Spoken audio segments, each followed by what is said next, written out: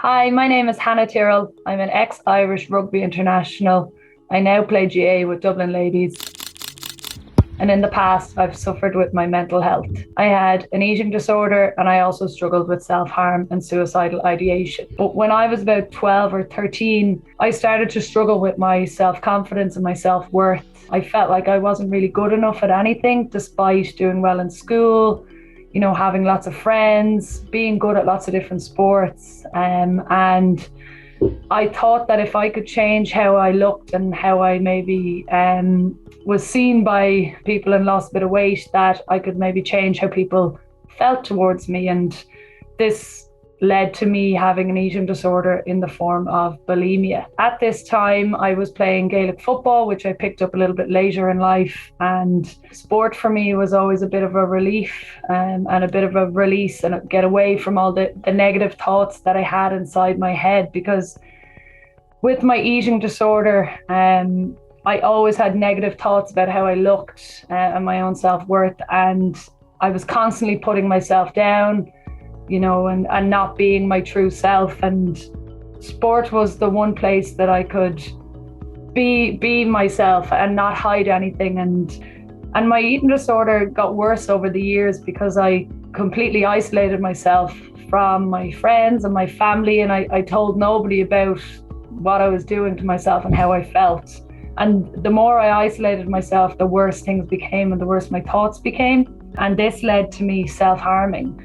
And my thoughts around self-harm was kind of like a punishment, where if I felt like the day hadn't gone right, or I had eaten too many calories, or I hadn't burned enough calories, or I'd done poorly in a match or in an exam, I would feel this overwhelming urge and desire to hurt myself. And that feeling wouldn't go away until I did. And afterwards I would feel shame, and I would be really disgusted at myself for doing it. But I would also feel this kind of calmness and this sense of relief. I got caught in this cycle of my eating disorder and my self-harm, and over the years things began to get worse. And on the outside I was bubbly and outgoing and happy and chatty and had lots of friends, but on the inside I was deeply unhappy.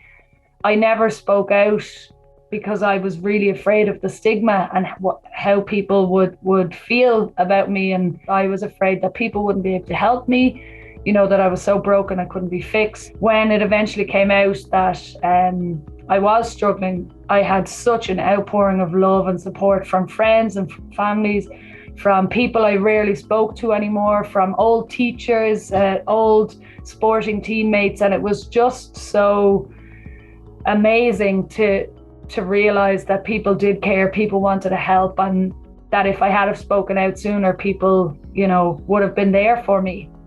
But it was my own negative thoughts that stopped that.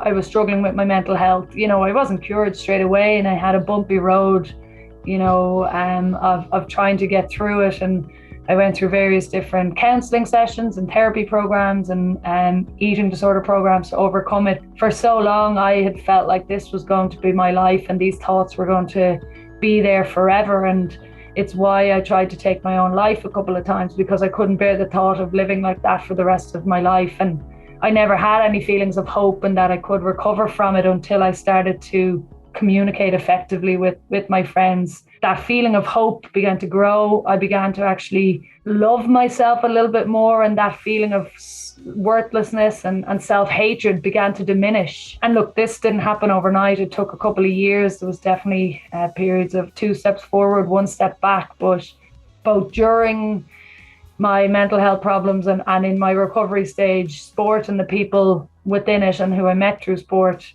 were the defining factors in my recovery. And I'm lucky enough to be able to say that I'm recovered about 5 or 6 years now, and I have a lot of mental and physical scars from my period of struggling with my mental health. And people and my family in particular always ask me, like, would you get rid of the scars that you have if you were given an opportunity? And right now I actually would say no, because for me they're an opportunity to talk about mental health. And for me, I see them as a sign of my resilience and what I have overcome, and that if I can overcome those very dark days, I can defeat anything that comes my way in the future.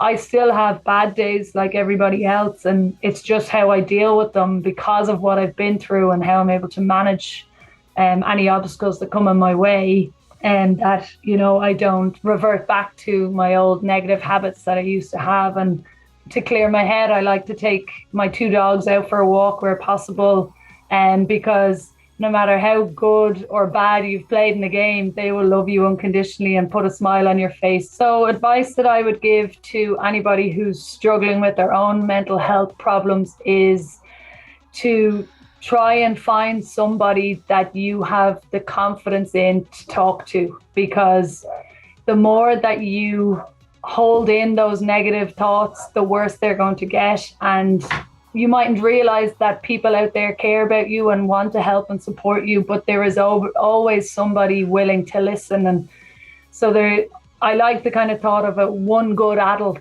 and having that one good adult in your life to be able to turn to and talk to them, because a problem shared is a problem halved in some cases. And if they don't have the answer, they will try and help direct you to somebody or a charity or counselling that does and that can help you. But you're not alone in this. There is always somebody willing to listen and to help, and it's just you have to find the courage yourself to do that.